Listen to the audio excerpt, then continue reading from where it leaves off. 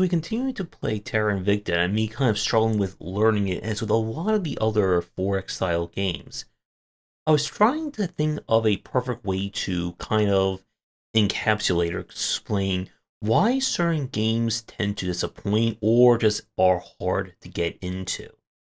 And I had a realization about why certain games just tend to cause a lot of people to go away from. So for today, I want to talk about a phenomenon where you do not control the buttons you press.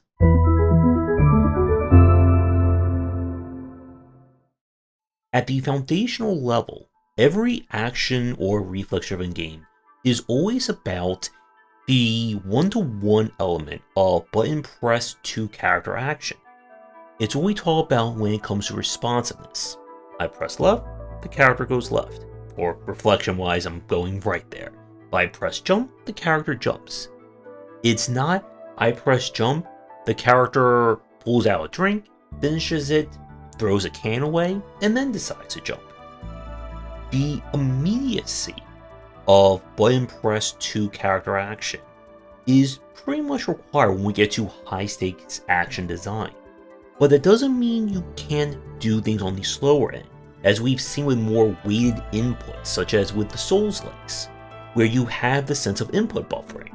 But it's never a case of, I push a button 3 times, the character attacks 6 times. And it's again why when we talk about onboarding and player feedback, action-driven games are very easy to start to understand what you need to do. If you're fighting a boss and they throw a fireball at you and you jump, and your character doesn't jump high enough to get avoided, then you understand, okay, jumping is not the right way to dodge this. Maybe it's a dodge roll, maybe it's a block, maybe it's a parry. When we once again talk about a lot of abstracted design, the button you push doesn't always correspond to the action in your head working as you think it will. And I want to ask everyone if you've ever experienced this following phenomenon that I've had a few times. I'm playing a game, whether it's a turn-based, an RPG, a strategy, doesn't matter. And I come up with this elaborate plan in my head. You know, kicking an enemy into a wall, set up this multi-prong attack, do this big old maneuver that I know is going to guarantee kill that enemy. And then when I do it, it doesn't work. Enemy has 20 points of health, I hit him for 20 points of damage, he still has 2. Why?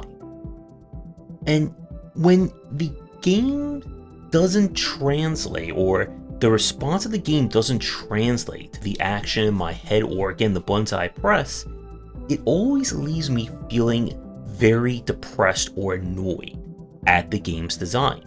And this can be for many reasons. Sometimes it could be a design aspect, where I'm trying to do this super elaborate strategy, I know it's going to work, it's going to feel so cool to do, but the game only gives me 2 turns, or 2 actions per turn when I just need 3. Or again, I'm trying to make use of all these interesting maneuvers, pushing enemies, pulling them, setting things on fire, blowing things up and knocking enemies all around the place. And I do that, and it doesn't lead to anything. Yes, I can shoot a wall to bounce off of this, to bounce off of that, to bounce off that, hit the enemy for 5 points of damage. Or I just walk him with a shotgun, shoot him for 10, and that entire maneuver was just wasted. And you may have seen a few times when I play a lot of turn-based games that sometimes I just get this look of sorrow on my face when something that I try to do didn't work. And I want to know if anyone else has had similar responses to the games that they've played. A good counterexample is stuff when the game kind of lets just about everything go.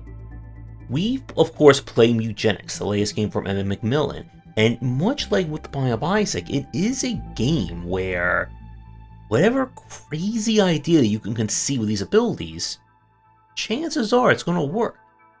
If you hit all the enemies with water-based attacks and get them soaking, and then you throw a lightning blast at them, fun stuff is going to happen to them. You can blow things up. You can change your strategy on the fly.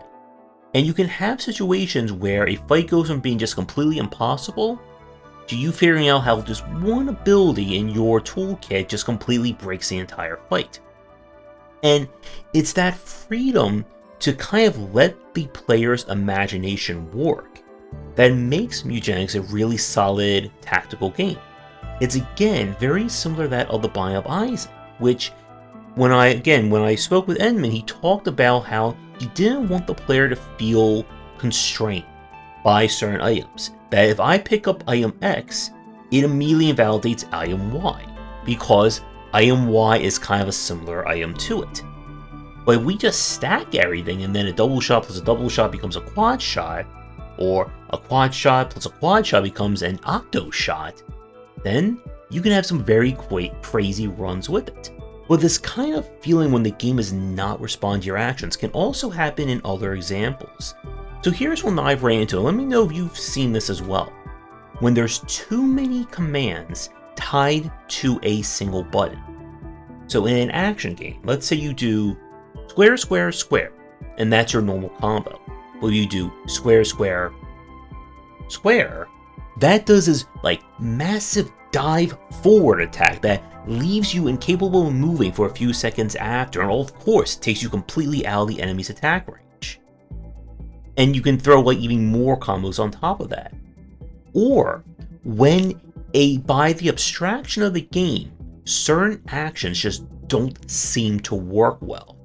A very infamous example of this is from Dark Souls 2, which is considered by many to be the black sheep of the series, and one of the kind of stinkier points of that was it is the only Souls-like to my knowledge where your amount of iframes while you dodge is based on an attribute stat. I think it was adaptability, where the difference of going from, I think the base was like 7 or 8 to, I think the soft cap was 18 or 20, one of those, is massive. When you start playing that game, you try to do a dodge with low adaptability, like the most common enemy will smack you in the middle of your dodge roll. And I remember about like halfway to 3/4 of the way through, I was fighting the King's Buy, whose name I completely forget. And at that point, I had about the max or the soft cap of adaptability, and I was just diving through this guy's attack like a champ. And it was such a difference in feel. And again, if the player feels like the buttons they're pressing are not corresponding to what's happening in the game, it just makes it feel horrible to play. And to be fair, this can sometimes be due to poor onboarding. If you don't explain to the player that, let's say, the only way to dodge red bullets is you need to put up a red shield first, and they're putting up blue and they're getting hit every time, they're going to end up being very frustrated by it. But for a lot of the examples I think about when it just fails me, is when, again, I do an action or I think I'm doing something correct, and the game just doesn't respond, doesn't acknowledge it, and I end up losing because of something that I didn't even know was a factor. And as I've told about a lot of earlier design videos about why I have trouble with a lot of 4X and grand strategy games, the button you press that doesn't, or you don't control the buttons you press, is a very big example here. Because you can play a game where, okay, I do an action, and 10 turns, 40 turns, 70 turns later, that action's response will finally happen. And you could have doomed your game somewhere between, you will have no idea why. It's again, why proper feedback is such an important aspect of GUI and UI UX design. If I'm given the idea that, okay, if I choose this, and it's going to make my people happier, but let's say lowers my income, or if I choose that, and it's going to raise my income, but it's going to be at the cost of making everyone sad, I can at least plan that out. But if my choices are build a tax building or build a carnival, and there's no further choices, no further information about that, how am I supposed to know what these actions are going to effect going down the line. And as we've talked about, there is a fine line between telling the player what they should do and basically telling them exactly how to play the game. And it's again why there needs to be a very clear intention or clear information that the player is being given in any game, be it a platformer, first-person shooter, grand strategy, turn-based strategy, strategy RPG, you name it. And this feeling that you're not controlling your character right, or the game is just fighting you tooth and nail, is incredibly frustrating.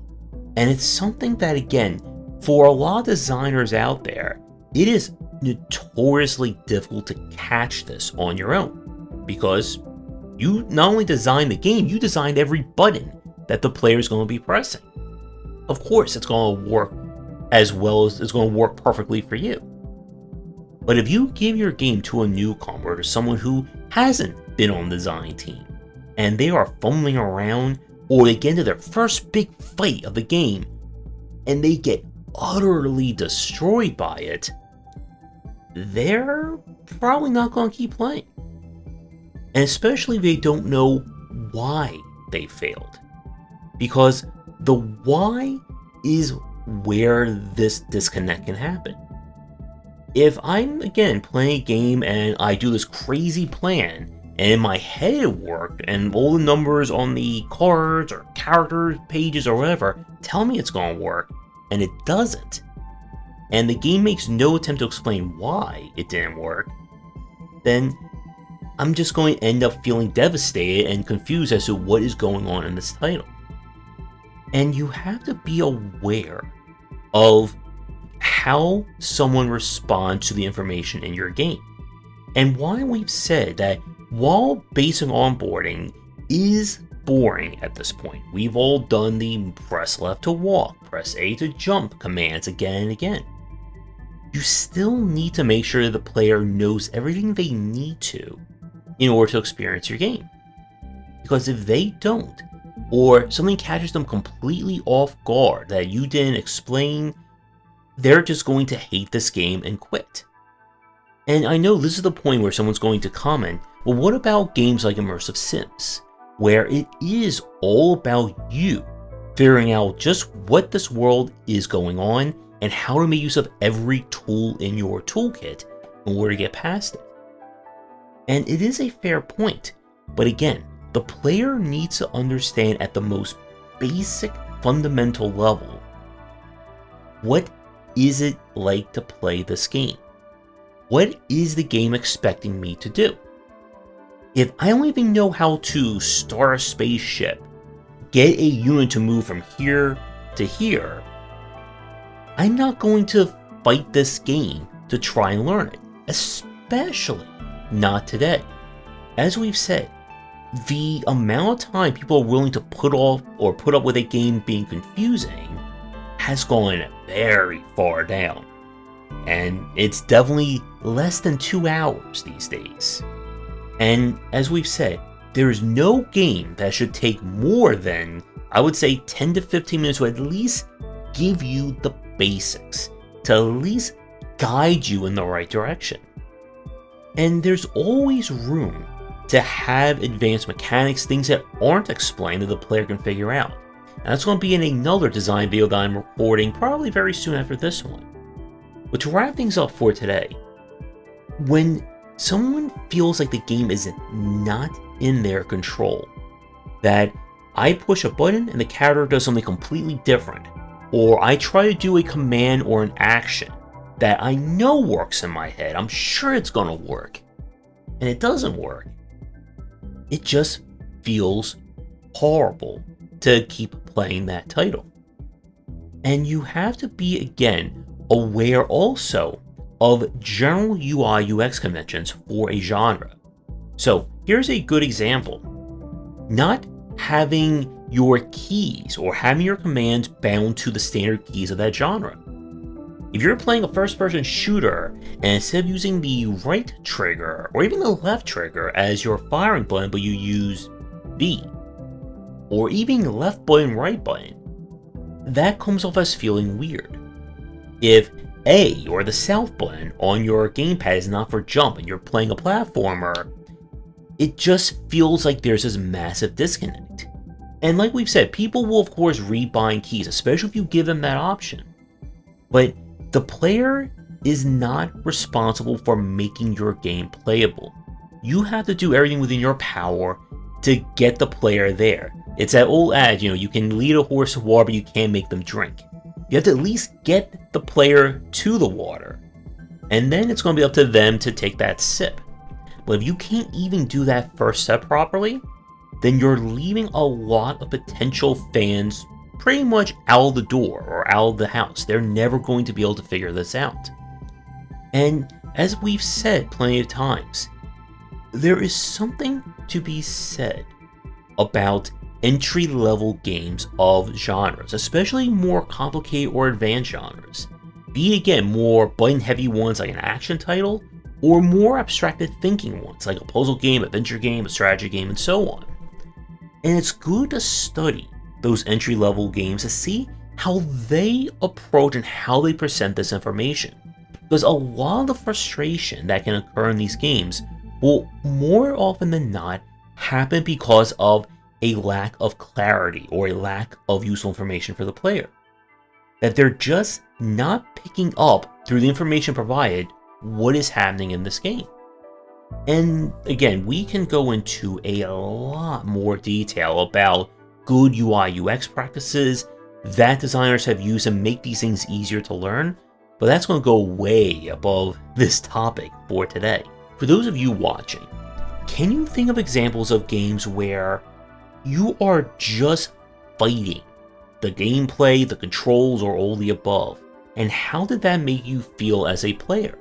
And as a developer, if you have done playtesting and you notice people having a hard time grasping anything in your game, how did you go about trying to fix that? So with that, thanks for tuning in. Press all the buttons that you need to. Have a great rest of your day, and see everyone in the next video. Thanks for watching, and a special thank you to our Patreon supporters. If you enjoyed the video, do the YouTubing stuff, be sure to visit our Discord and Patreon, and you're interested in more in my thoughts on design, check out my game design books.